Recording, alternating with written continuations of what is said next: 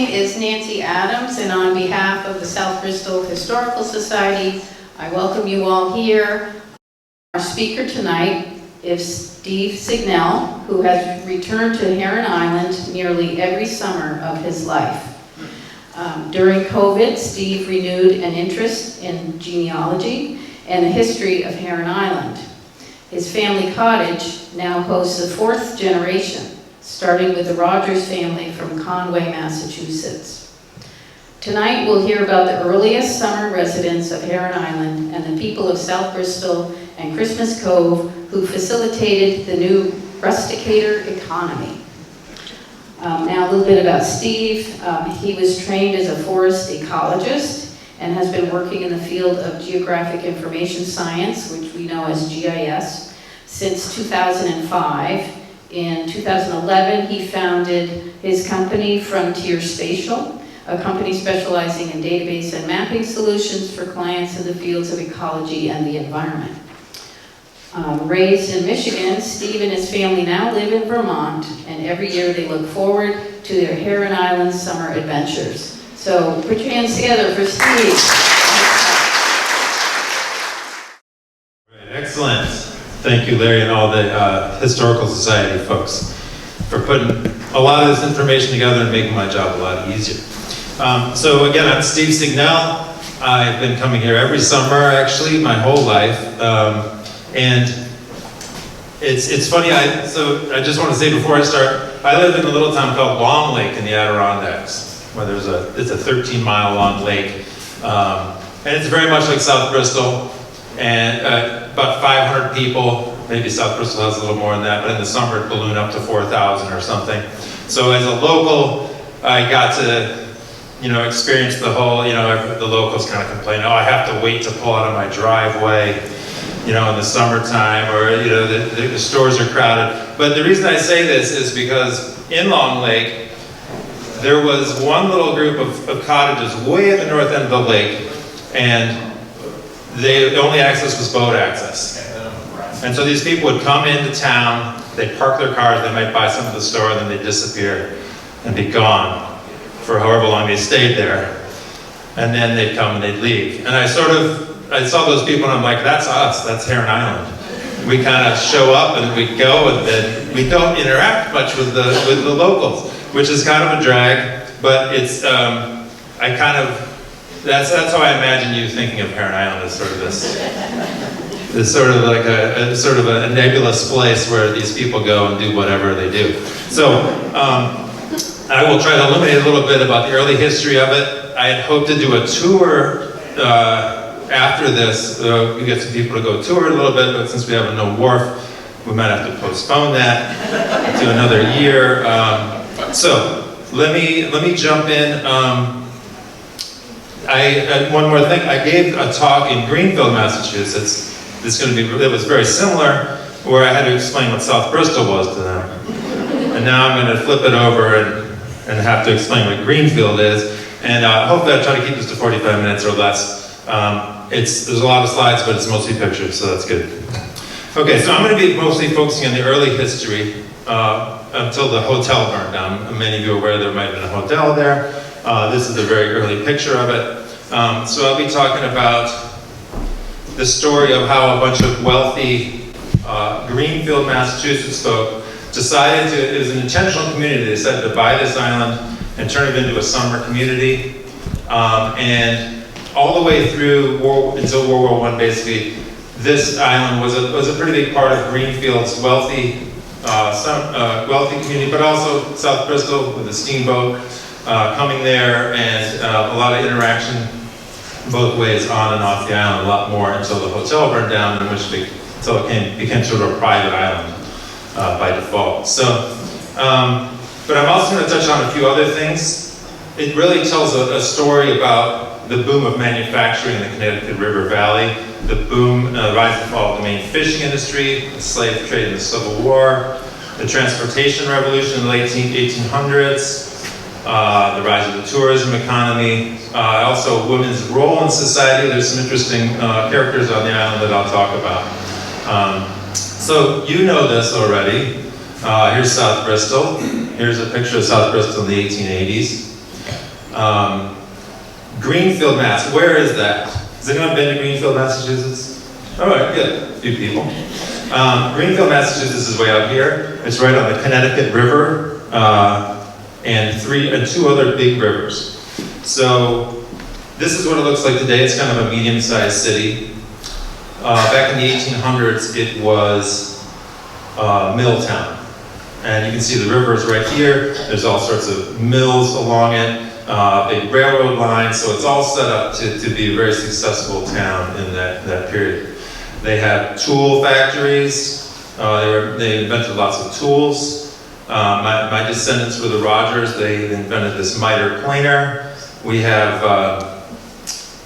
this guy right here. This actual item right here is from the gun tool company. I just used it the other day. It has a ratchet on it, so you can go one way. It's really useful. That's from Greenfield. They invented the Langstroth beehive there. They invented tap and die there. So the reason you have nuts and bolts is because of Greenfield. The reason you have airplanes and armaments for World War I and World War II. So there was a huge amount of invention and industry going on there. And the people that colonized Heron Island, you can tell by their houses, they made a lot of money doing this. None of these people went to college that I know of. They all started off as workers on the floor and then made their way up. And they never aware of anything going to college. So, and then I'll get to Heron Island here. You know this view probably pretty well. It's got a nice wharf in it. And this is basically the island from above. Oh, it's a little hard to see. Maybe we can close that door, maybe. But most of the houses are on the north end. You can probably tell that by driving around on a boat. And I'll get into a little bit more of that as we go forward. So I'm just going to step back in time for a few minutes and sort of set the stage for what happened on Heron Island. So coastal Maine in 1920, a lot of you historical buffs probably know this, but Maine had really had a long period of disruption with villages being burned and had not really had a lot of time until after the Revolutionary War to settle down. I think most of the locals were logging, fishing, and farming, some combination of those three things. Most of the fishing was done in Massachusetts because the government paid a bounty for every ton of cod or any kind of ground fish they would catch. But it was only for large fishing vessels. And in 1819, the U.S. opened that up so that smaller boats in Maine could benefit for this. So a ship would come in, they'd weigh the tonnage, and they'd give that money to the captain, and he'd have to split it with the crew.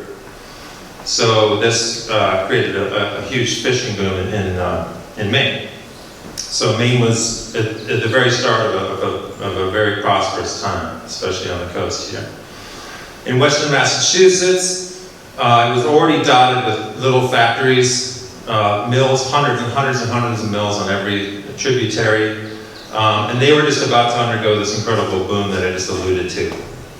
And it was almost like a Silicon Valley at its time. So I'm just going to introduce a few people here so that you can kind of thread this story together. These people, have you guys ever heard of Gamages? Okay.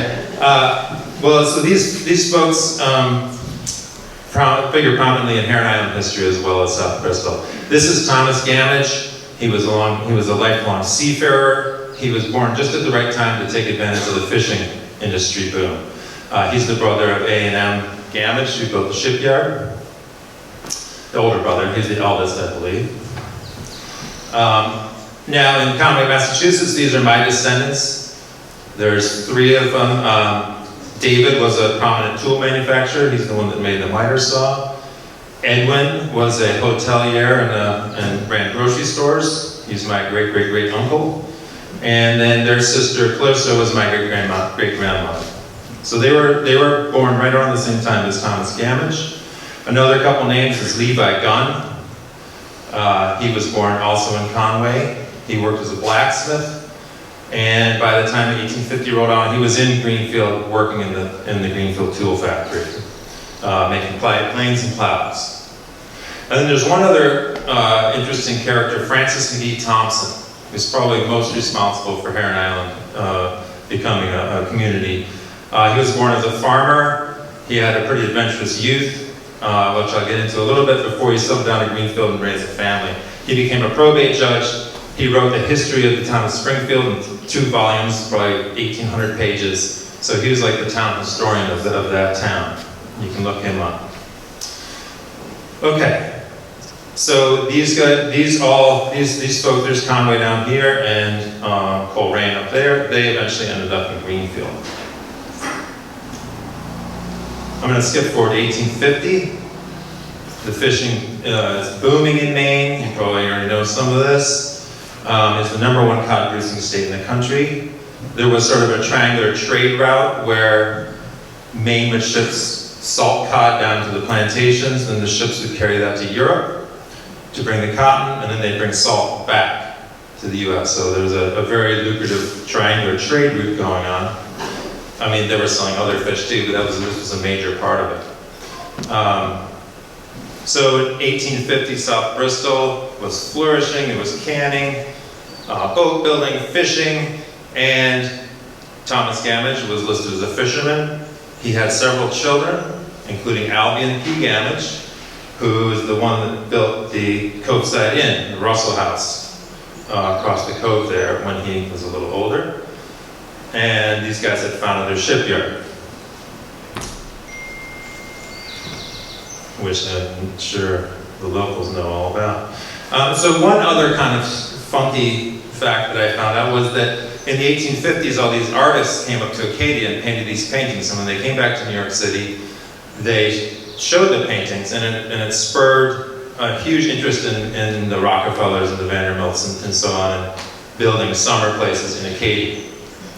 So this was in the 1850s, 1860s. By the time the 1880s rolled around, some of the lesser rich folks in the smaller towns like Greenfield decided they might try to get out in the action on that whole making some money and vacationing in Maine. So they sort of were following in the steps of these folks. Okay, so Greenfield had become a manufacturing hub, like I said. Levi Gunn eventually took over the business. Francis McGee Thompson, he's living in Coleraine. His sister Jane marries this fellow Newell Snow, who was a mill owner and manufacturer. His sister dies, Newell goes to Chicago, Francis McGee Thompson joins him. The Rogers, the brothers ran a shoe factory for a few years. They gave birth to their son George Rogers. David did. He's one of the original investors in Heron Island. That's what I'm talking about him. And also, their sister gave birth to my great-grandmother, Ada Clark. And then I'm just going to throw out a few more names of some young folks living on their parents' farms. Nahum Cutler, Mary Nims, and Eben Hall. These are some younger, slightly younger folks, and they're going to factor in a little bit further on. So I'm going to skip to the Civil War. Greenfield, the manufacturing boom, the Civil War created a huge manufacturing boom. It was a major source of munitions and equipment for the war. Maine, not so much. It disrupted the triangular trading route, and Maine sent more troops to the war than any other state, any other northern state. So the town was drained of young people, and not only that, but their fishing industry was pretty much was in ruins for a few years because of that. So in the Civil War, Levi Gunn is up in Greenfield making tools. David Rogers is also making tools in Greenfield. Thomas Gamage and his son Albion, who's too young for the Civil War, are in Maine. Eben Hall and Nahum Cutler are fighting in the Civil War. Newell Snow is out in Chicago, and Francis McGee Thompson decides he's going to go out to the gold rush in Montana. So He's out there, he makes a lot of money selling things to people, changing money for gold and silver. And he's actually regarded as one of the founding fathers of Montana, interestingly. There's all sorts of interesting facts about him, and he even designed the state seal. This is his original sketch, and here's the seal today with the same little plow and shovel and state motto of silver and gold, oro y plata. So he made a lot of money out there. By 1880, Greenfield is massive. It's the regional railroad hub. There's a large, wealthy upper class developing. Edwin Rogers is in a hotel, is running hotels. The Guns and Rogers in Greenfield are running the Miller's Falls Tool Company, which if you look in any of your old tool kits, you might find some Miller Falls tools. Nahum Cutler is running a shoe factory. Eben Hall is the editor of the Greenfield Gazette, which becomes very important on Heron Island. These guys are running the Tap and Die Company, the Snows. Big money. This is a huge innovation for industry. And the Thompsons he's become a probate judge. And he's got a son and then two nieces who he's raising because they were orphaned. And I'm just going to highlight this woman, Charlotte Fitch Roberts. She was one of the orphan nieces. She was raised by Francis McGee Thompson and her brother. This guy, every time a camera came out, I think he ran back to the cottage to get his pith helmet and his rifle. So keep an eye out for him in all the photos. But Charlotte Fitch Roberts, these folks were very liberal, I would say, in terms of the time. They sent her to Wellesley College in the very first class, and she graduated the very first freshman class in chemistry. And she factors very large into Heron Island history, actually, it turns out. Dr. Roberts, they call her. So the fishing industry is declining in Maine. New railroad and steamboat lines are coming in. And these rusticators are starting to show up. Probably some of you would classify as rusticators. No, I do, I suppose. And the fishermen are starting to pivot. They're still fishing if they can, but they're starting to be hired out as guides and captains, and some of them are taking on boarders to supplement their incomes in the summertime. And Thomas Gamage is still cranking away fishing, that's what he knows how to do.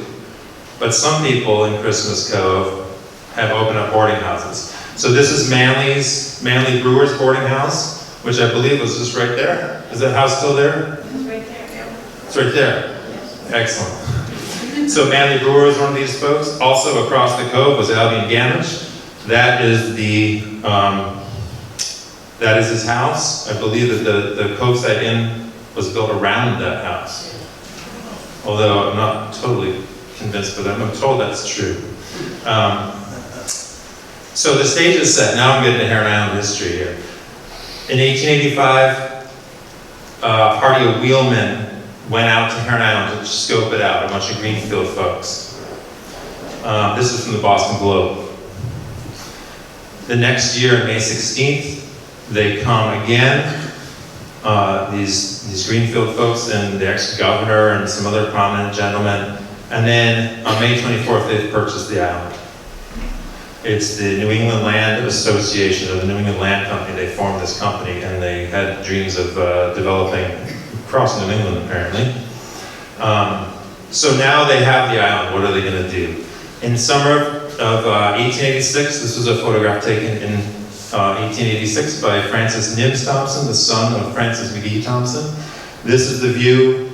I think the CCIA is probably right there. Is that correct? Yes, sir. And Manly's would be back here.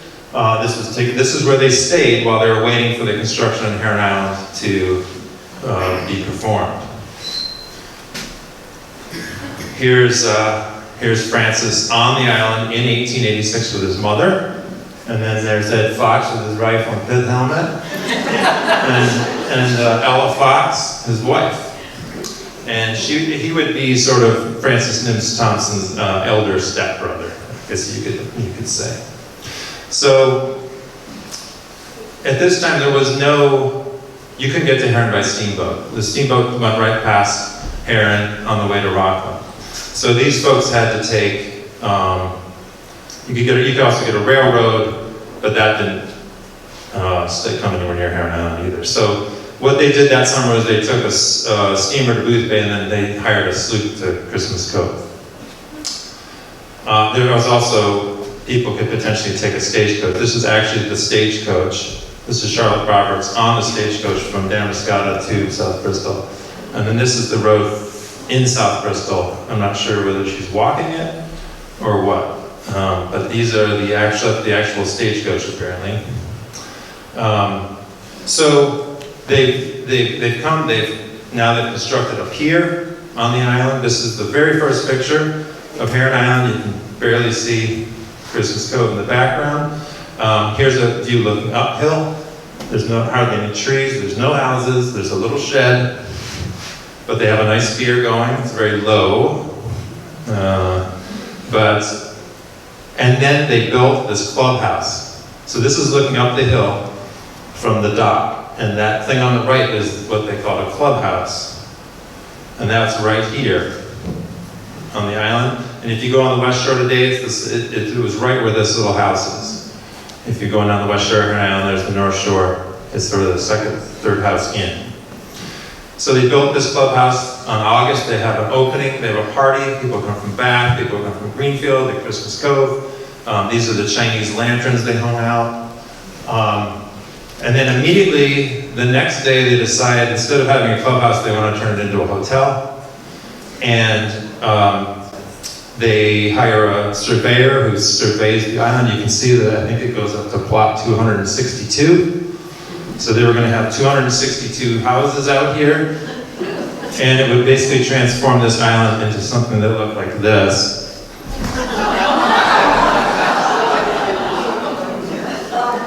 So it would have been like New Jersey. So that was their plan. It's 1887. They get a photographer out there, he takes this group of photos to promote back home. They published a bunch of brochures and circulars over the years. My favorite line from this is, you guys ever experienced the dry fog? It's a fog where you can hang out clothes on the line and dry it during the fog. It's a dry fog. So if you come to Heron Island, we have dry fog. If you ever get tired of the fog, here. And this is all from the press at Even Hall, who runs the newspaper.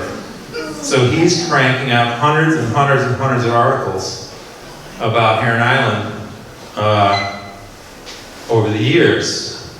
I mean, I couldn't believe when I found this because it's a blow-by-blow description of the entire thing. I didn't have to, once I found these newspaper articles, it was kind of game over in terms of being uncertain about things.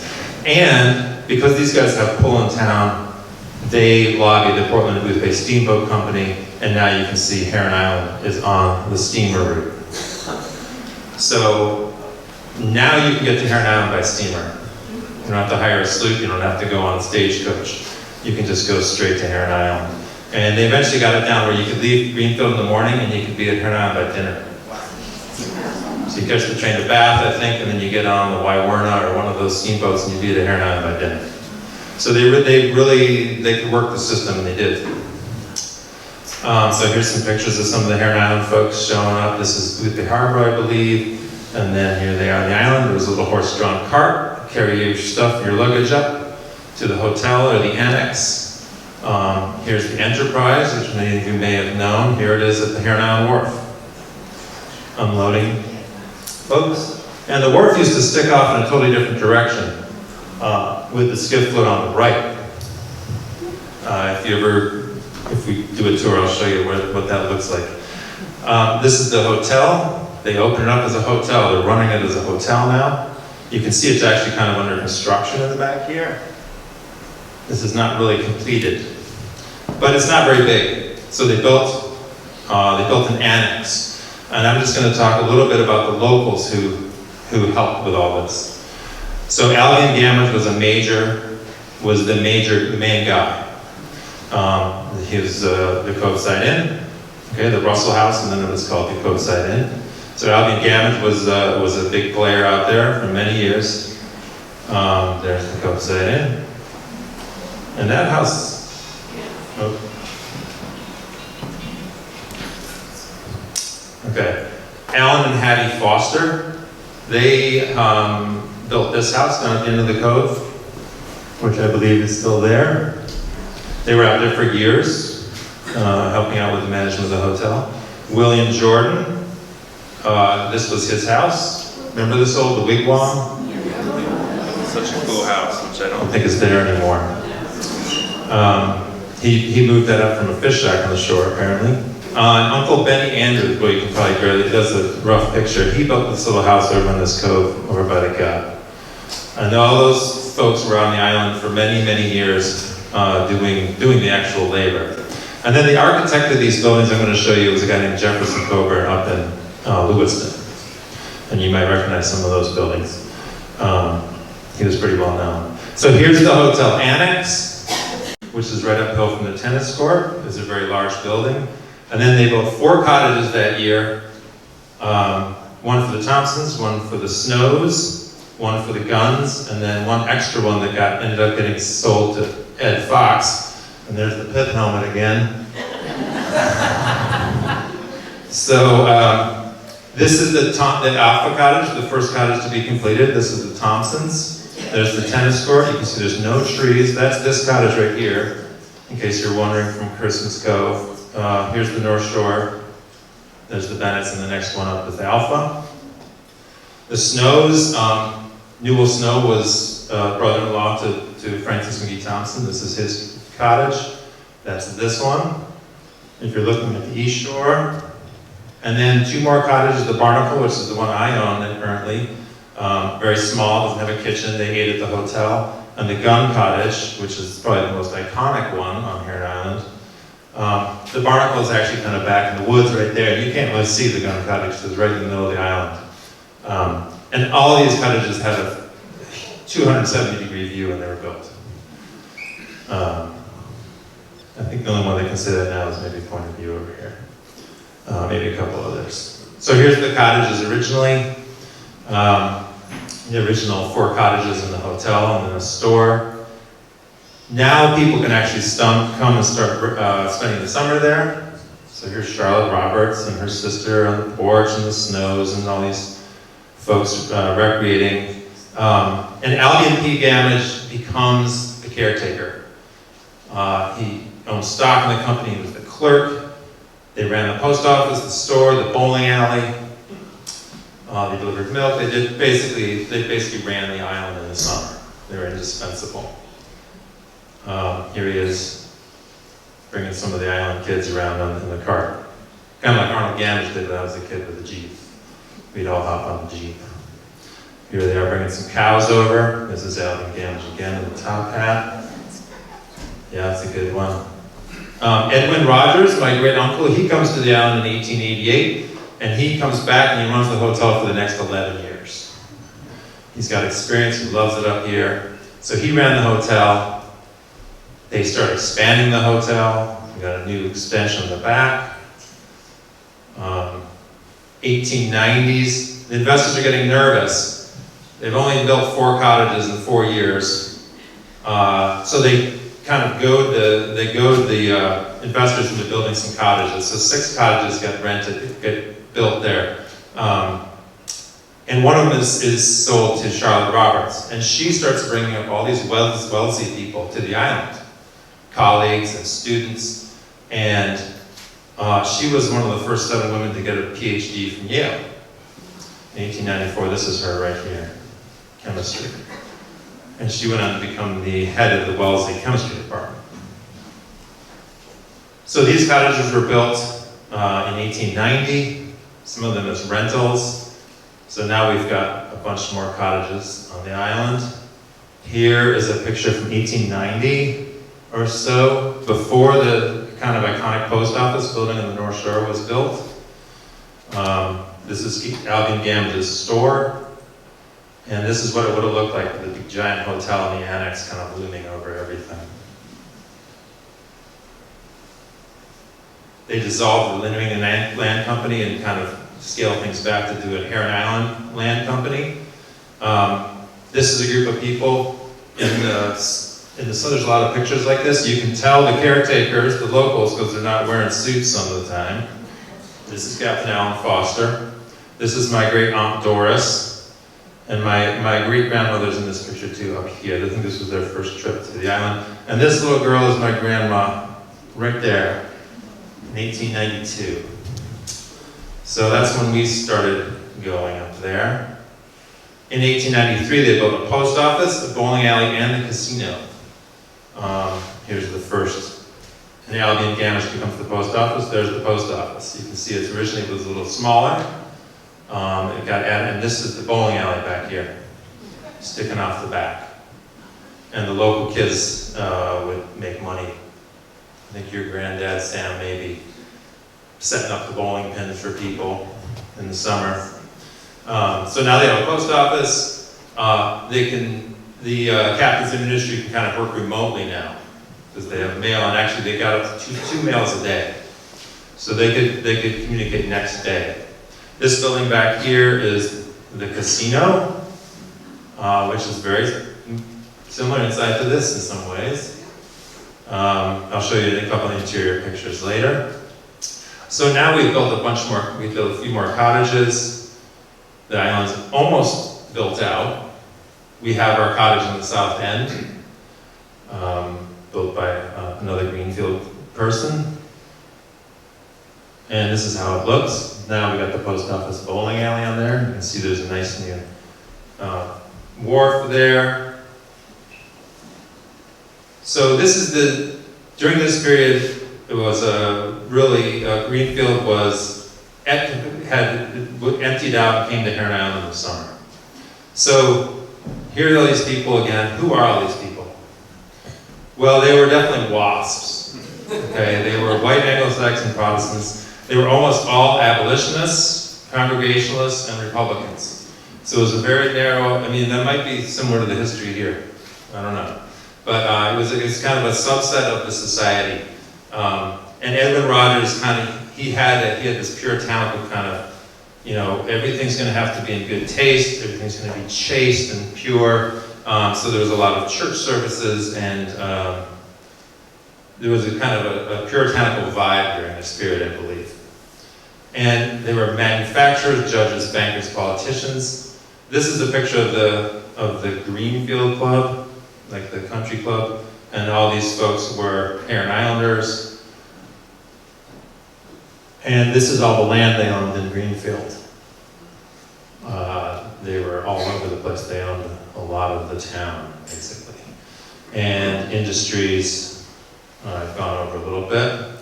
Bankers, they were on the head of all the banks. What did they do at Heron Island? Fishing. Albion Gamage caught 300 pounds of cod, 150 pounds of haddock. Okay, sailing was a huge thing. Tennis. We have a clay tennis court, which, and this is the annex of the hotel right here that burned down in 1917. Here's all the tennis people and our buddy. He must have, I can see it. I'm gonna run back to the cottage. Hold on. These are the Snows and the Thompsons and the Roberts. There's Charlotte Roberts right here. Hanging out with family, church services, a lot of preachers. Enjoying the clean air. This guy gained a pound a day while he was there. I don't think that is a goal for many people here anymore. Watching the surf, swimming. This is the interior of the casino back in the 1890s. So pretty similar setup. Clam bakes, a lot of clam bakes. This is Albion Gamage and Captain Foster. They kind of have this little uniform they would wear with the caps. You'll see that in some of the pictures. A lot of dining. These are the hotel cooks. from one of the years in the 1890s. They had a few specialties. Heron Island pie, apparently, was another one. Reading was a huge deal. They'd go off and read along the shore. This is the view from the top of the hotel, the cupola. And apparently you could see the Camden Hills from there. So it was pretty high up. And then just one little item here.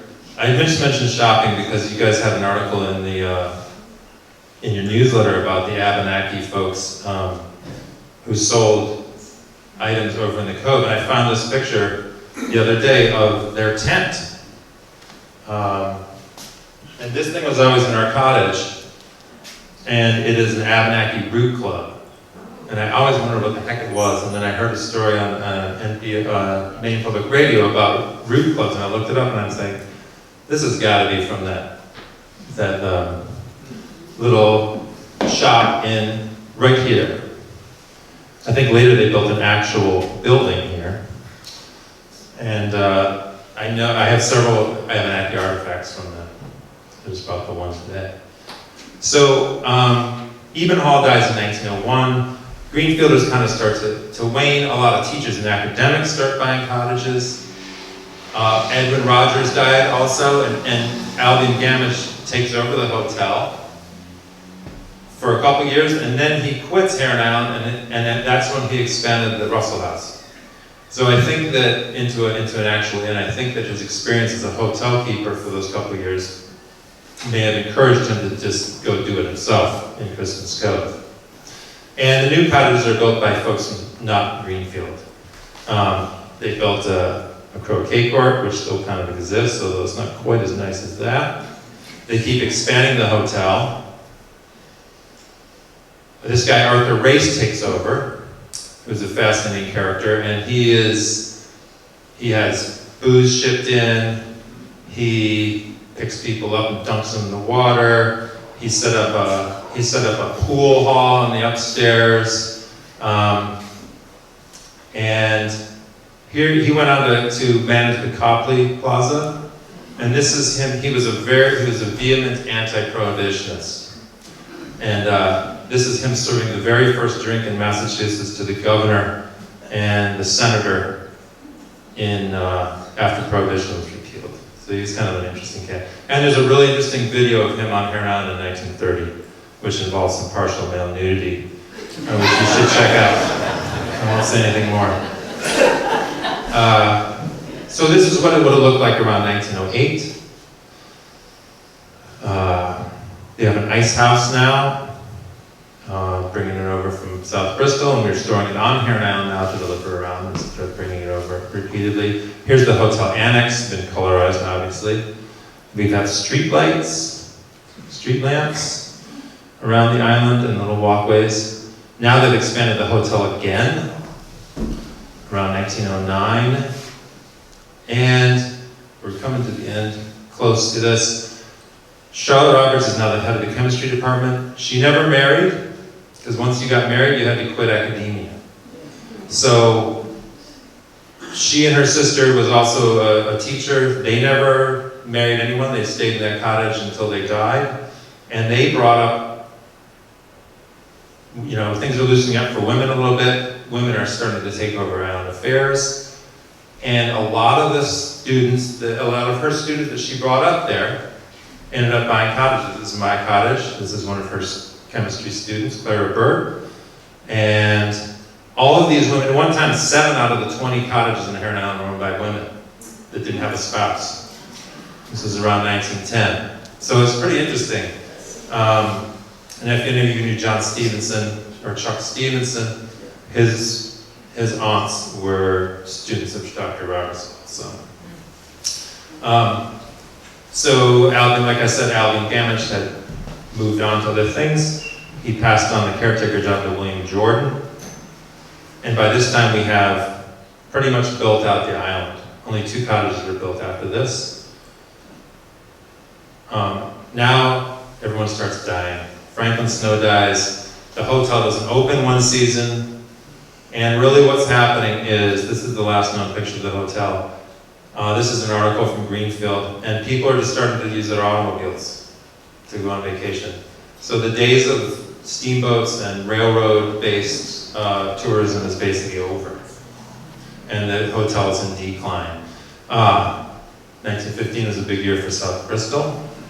But we had a lot of deaths. George Rogers, Mary Gibbs Thompson dies, William Jordan dies, and Frank Jordan takes over. And this is a fascinating photo. This is his brother Welly. People always said there was never a car on Heron Island until the 60s. But this is from 1915 or something. I don't know how they got it out there, or how long it lasted, or what happened to it. 1916, Francis McGee Thompson dies, Levi Gunn dies. These are basically the guys who ran the island the whole time. Gunn's widow, Alice Gunn, becomes the head of Heron Island Company. So she's in charge of everything for the next 20 years or so. And then 1917 is basically just the end of it all. World War I happens, no more mail service. Welly Jordan, young Welly Jordan enlists, dies from illness. The hotel opens, even though it's wartime. Some of the cottages are occupied, and then they burn to the ground on September 6th, Labor Day. And I was always told that they were burned in off-season for insurance, but there were guests there. And one of the interesting things is people came from all the communities around when they saw the smoke, and they came to Heron Island, and they had a bucket brigade, and they saved 2 of the cottages that were right in the line of the fire from the annex and the hotel. Which is just so funny how this history is just completely lost, and then it becomes oral history that's just completely wrong. And then some newspaper articles said it right. So this is really the end of this whole period of Heron history. With most of the Maine folks being dead. Nahum Cutler dies, Charlotte Fish Roberts dies that year. So it's really the end of an era. And not just for Heron Island, but for, like I said, a lot of this whole industry. There's the Halloween burning. So the story of Heron Island becomes sort of more insular and maybe not quite as interesting. Hopefully this was interesting. But I mean, I could go on and tell you who owned which cottage when, but it wouldn't mean a whole lot to you. So I'm gonna just tell you a few little extra facts, and then we'll get some questions if there's any time. The hotel and annex were never rebuilt. So they're just some melted glass and metal now. The island petitioned the post service after the war to get 2 mails a day, but they said, no, you're not captain's industry, you're just a bunch of academics and preachers.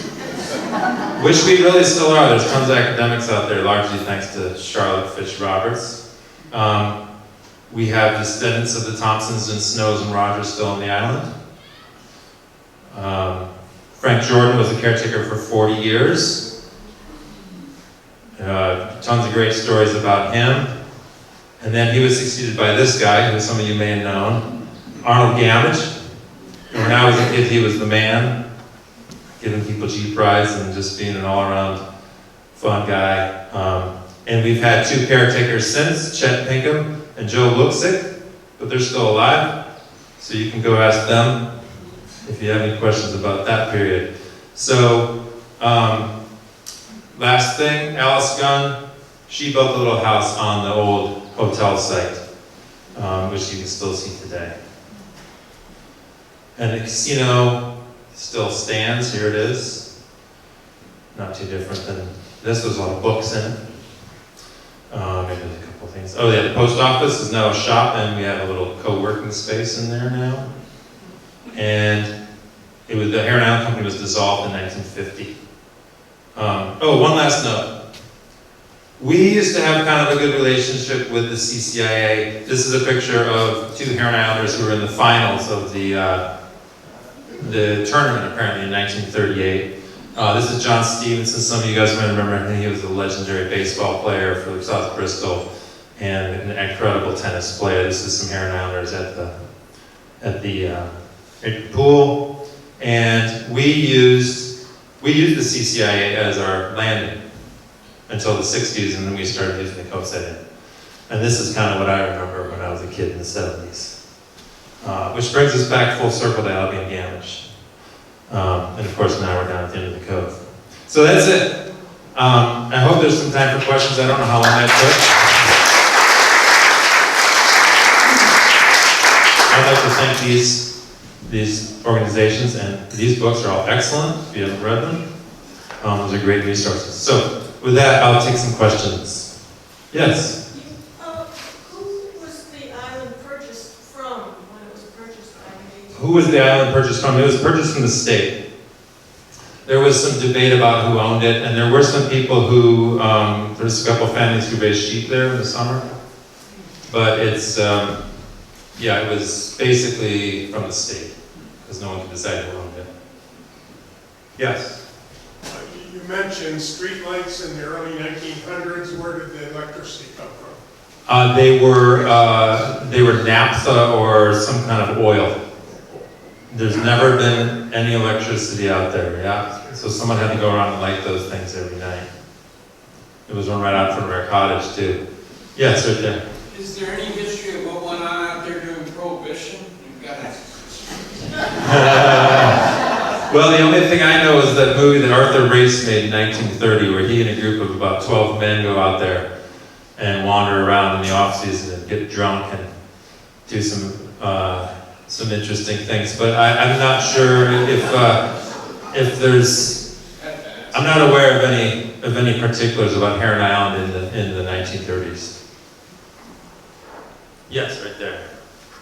Other than the pier, did you have much damage in the January storms? Other than the pier, did we have much damage? Yeah, so there's about 4 cottages, I believe, that got some damage, and obviously the store, the post office building, which you can see. The 2 at the island, at the south end, had some pretty significant, well, not significant, but they had their septic systems sort of disturbed, and a couple posts knocked out. But they're all fixed up now, so now we're just waiting for the wharf. And the walking paths too, Steve. Oh yeah, a lot of our walking paths had to have boulders removed.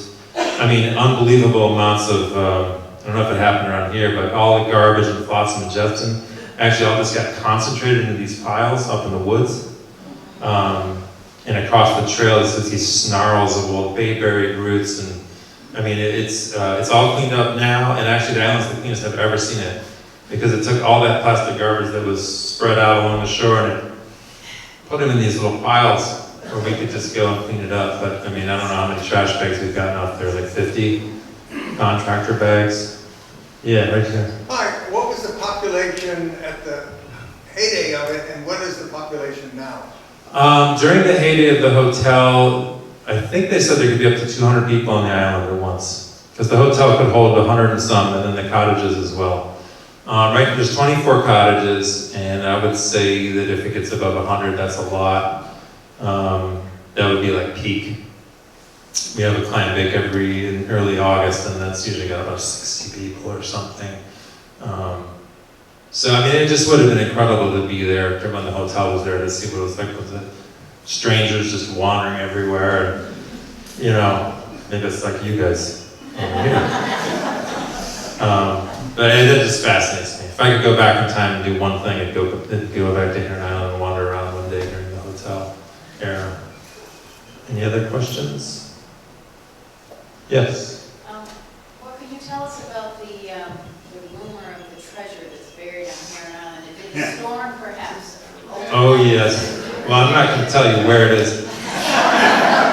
But yes, apparently, I think the story goes like, Frank Jordan heard from Uncle Benny that his grandfather in Damariscotta once met a Portuguese who told him that some people had hired him to go ashore and dig up, and they did something in the woods, and they left with a couple of giant bags of something, and then he went back later and found a couple big holes. So I have looked for those holes. I have not yet found them. But that's the one treasure story that I know about inner heron. I know there's some about outer heron. And there actually, when they first came, just decided there was a heron rookery on Heron Island the first couple of years. So they got scared off by all the activity, I'm sure. But there's a reason it was called Heron Island.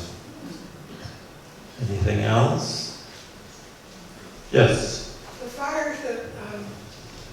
destroyed the hotel and probably a few other things. Were they caused by nature? The hotel, the fire was supposedly caused in the kitchen. I mean, everyone always says it was insurance fire, but I think you would wait until the guests had left. I would anyway. So, actually, if you go to HIVIS.org, HIVIS is Heron Island Village Improvement Society, HIVIS.org, there's a lot of resources, including the video of the 1930 men's expedition, but there's also an interview with the Ellies, who were old folks on the island when I was a kid. They were actually there the night of the hotel fire, and they have a first-hand account of it, the whole thing. It's interesting to listen to. Thank you. Yeah. Anything else? Well, all